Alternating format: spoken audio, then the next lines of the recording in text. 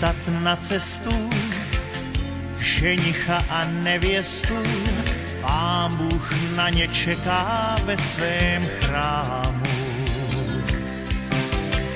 Pozval si jen na pár slov pod nebeský bílý krov před svůj oltář s miliony ptačích hnízd. A tam z písma lásky bude dětem svým kapitol pár číst. Společně z písma lásky číst a každá stránka, každý list cihlou může být, jsem si jist.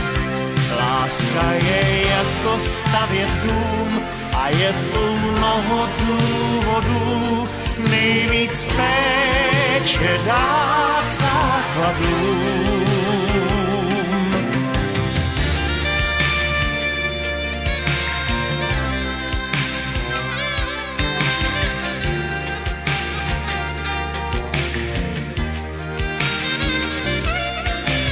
Tak si s nimi povídá, jako boží dar jim dá, kousek ticha slyšeného v chrámu.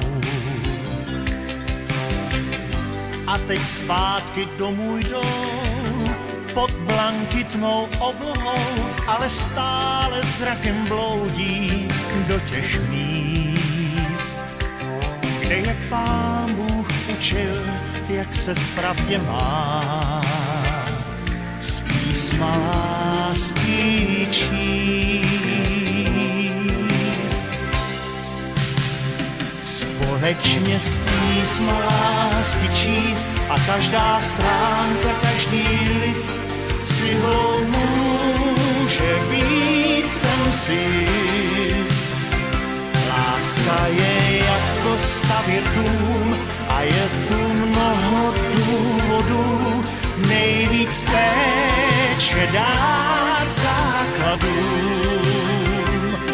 Mezi nebem zemí jít, společně si z očí číst, sami sebe v úctě mít, jak z písma si číst. Společně z písma lásky číst a každá stránka, každý list cihlou může být, jsem si jist. Láska je jako stavět dům a je tu